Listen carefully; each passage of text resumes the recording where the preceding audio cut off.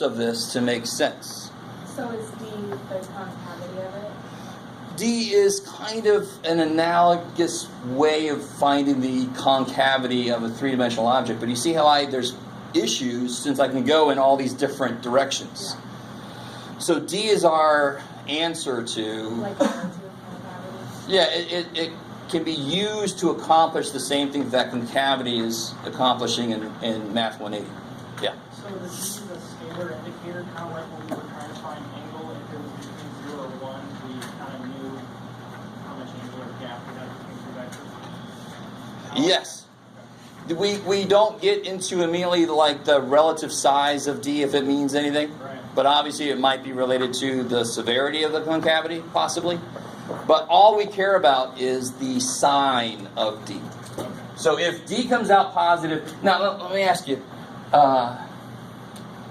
If fxx is positive and D is positive, what must be true about fyy? Let me let that really think about it for a second. Why the hell should that be true? Because if that's negative, and this term is going to always be negative, well then D should have come out negative. But I said D's positive, so I like it. So there is that caught condition. I don't have to calculate fyy. That's the reason they wrote it like this. I don't have to calculate fyy. Don't waste your time. If fxx is positive, I know that fyy is positive. I like it. So what does that relate to then? In the x direction, it looks to be concave up, and the y direction looks to be concave up. So this should be the location of a minimum. I like it. Yeah. I was just going to say, you kind of have to calculate D in the first place. So far, we're... Oh, what am I talking about? fyx or something. Yeah. Yeah. Yeah, you do have to get it here. You're right. Oh, too bad for me. Secondly, so this will be the location of a minimum. AB would be a minimum. So, congruently, if D is greater than 0 and fxx less than 0,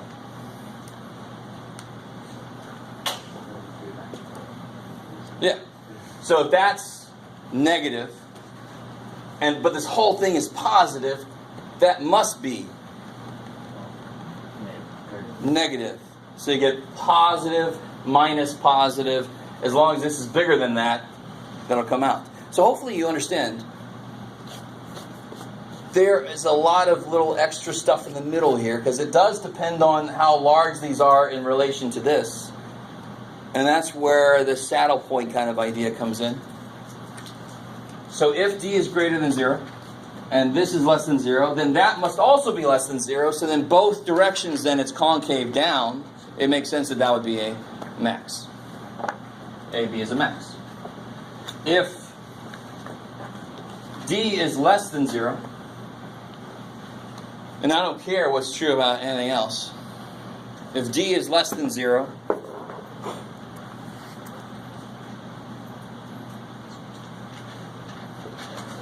what do you think is true? It's negative. What did I say? Oh yeah. Do they? Wait. The book seems to not go as far as I wanted to. One of them has to be... Do they actually tell you? Oh well, they're no. All right. So they don't put it in their little box, but I put it in my little box on the handout I have for you. They just say it's not a max or min. If D is less than 0, what you have is saddle point. Sorry. I was kind of surprised that they didn't say that in the book. They say that afterwards. Yeah. As an afterthought. Oh yeah. Yes. If it's equal to 0, is it nothing? Yeah. And that's the fourth case, which I don't think they list here. No. If D equals 0, it's inconclusive.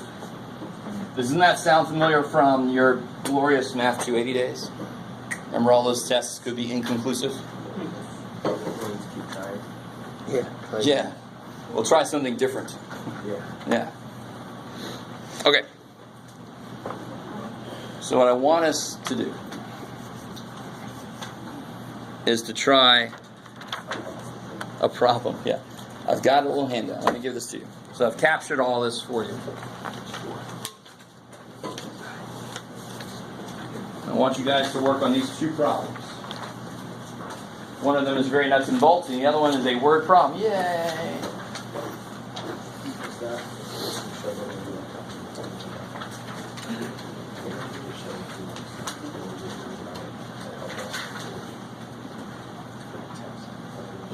Oh, yeah, exactly.